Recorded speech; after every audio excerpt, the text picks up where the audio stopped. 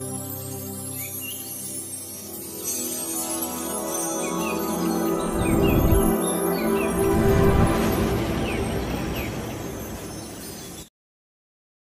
कृष्णा, राधे राधे। स्वागत है आप सभी का गोविंद भजो चैनल पर। आज के इस वीडियो में हम सुनने जा रहे हैं अन्नपूर्णा व्रत की कथा। एक समय की बात है, काशी निवासी धनंजय की पत्नी सुलक्षणा, उसे अन्य सभी सुख था, केवल निर्धनता ही उसके दुख का कारण थी। यह दुख उसे हर समय सताता था। एक दिन सुलक्षणा अपने पति से बोली, स्वामी आप कुछ उद्यम करो तो काम चले, इस प्रकार कब तक काम चलेगा। सुलक्षणा की बात धनंजय के मन में बैठ गई और वह उसी दिन विश्वनाथ शंकर जी को प्रसन्न करने के लिए बैठ गया और कहने लगा, हे देवादिदेव विश्वेश्वर, मुझे पूजा पाठ कुछ नहीं आता, केवल तुम्हारे भरोसे बैठा हूँ। इतनी विनती करके 2-3 दिन तक भूखा प्यासा बैठा रहा। यह देखकर भगवान शंकर ने उसके कान में अन्नपूर्णा अन्नपूर्णा अन्नपूर्णा इस प्रकार 3 बार कहा। वह सोचने लगा, यह कौन है, क्या कह गया। इस सोच में धनंजय पड़ गया। फिर मंदिर से आते हुए ब्राह्मणों को देखकर पूछने लगा, पंडित जी अन्नपूर्णा कौन है। ब्राह्मणों ने कहा, तू अन्न छोड़कर बैठा है, सो तुझे अन्न की ही बात विचार में आती है, तू घर जा अन्न ग्रहण कर। तब धनंजय घर आकर स्त्री से सारी बात कहने लगा। वह बोली, नाथ आप चिंता न करें, स्वयं शंकर जी ने यह मंत्र दिया है, वे स्वयं ही इसका खुलासा करेंगे। धनंजय फिर जैसे के तैसा पूजा में बैठ गया। रात्रि में शंकर जी ने आज्ञा दी, कहा तो पूर्व दिशा में चला जा। वह अन्नपूर्णा का नाम जपता जाता, रास्ते में फल खाता जाता, झरनों का पानी पीता जाता। इस प्रकार कितने दिनों तक चलता गया। वहां उसे चांदी सी चमकती वन की शोभा देखने को मिली। सुंदर सरोवर देखने में आया। उसके किनारे कितनी ही अप्सराएं झुंड बनाए बैठी थी। एक कथा कहती थी और जय मां अन्नपूर्णा इस प्रकार बार बार कहती जाती। ये अघन मास की उजियारी रात्रि थी। आज से ही व्रत का आरंभ था। जिस शब्द की खोज करने वह आया था, उसे वह वहां सुनने मिला। धनंजय ने उनके पास जाकर पूछा, हे देवियों आप क्या करती हो। सब ने कहा, हम अन्नपूर्णा माता का व्रत करती हैं। व्रत करने से क्या होता है, ये किसने पहली बार किया था, इसे कैसे किया जाता है, इसकी क्या विधि है, मुझसे भी कहो। वो कहने लगी, इस व्रत को सब कोई कर सकते हैं। 21 दिन के लिए 21 गांठ का सूत का धागा लें। 21 दिन न बने तो 1 दिन उपवास करें। यह भी न बने तो केवल कथा सुनकर प्रसाद ले। निराहार रहकर कथा कहे या सुने।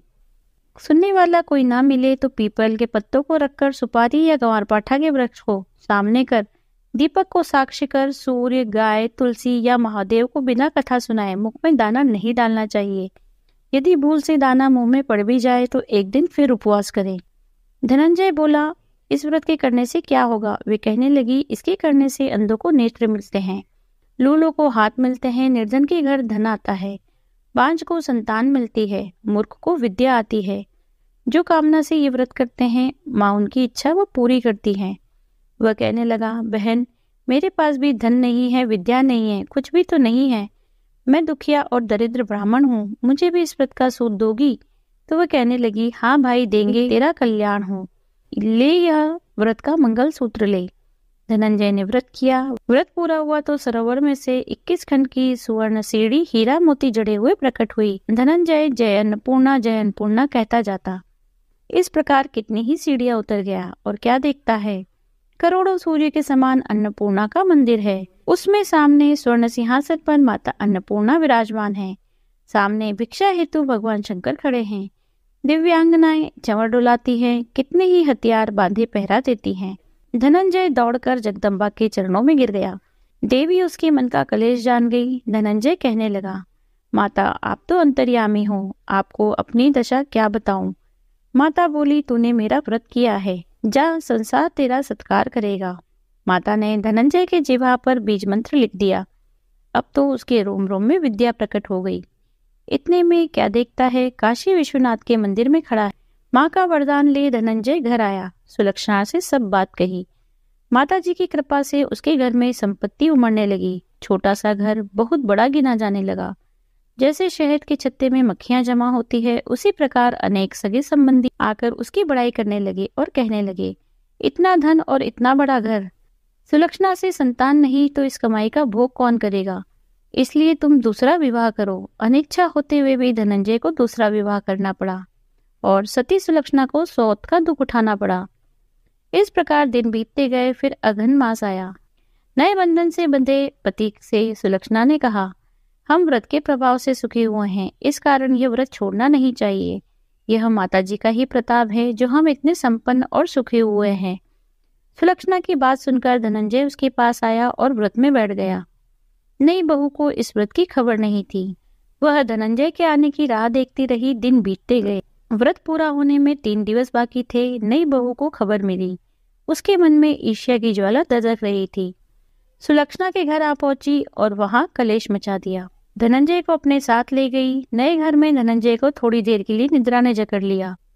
इस समय नई बहू ने उसके व्रत का सूत तोड़कर आग में फेंक दिया। अब तो माताजी का कोप जाग गया। घर में अकस्मात आग लग गई। सब कुछ जलकर राख हो गया। सुलक्षणा जान गई और पति को फिर अपने घर ले आई। नई बहू रूठकर पिता के घर जा बैठी। सुलक्षणा बोली, नाथ आप घबराना नहीं, माताजी की कृपा है। पुत्र को पुत्र हो जाता है पर माता को माता नहीं होती। अब आप श्रद्धा और भक्ति से आराधना शुरू करो, वे जरूर हमारा कल्याण करेगी। धनंजय फिर माता की आराधना करने लगा। फिर वही सरोवर सीढ़ी प्रकट हुई। उसमें माँ अन्नपूर्णा कहकर उतर गया।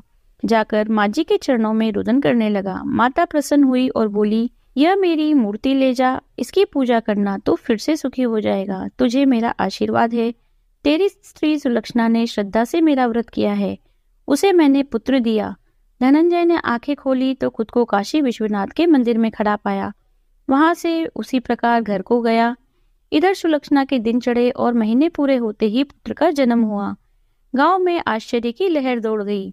मान्यता आने लगी। इस प्रकार उसी गांव के निसंतान सेठ के पुत्र होने पर उसने माता अन्नपूर्णा का मंदिर बनवा दिया। उसमें माताजी धूमधाम से पधारी, यज्ञ किया और धनंजय को मंदिर के आचार्य का पद दे दिया।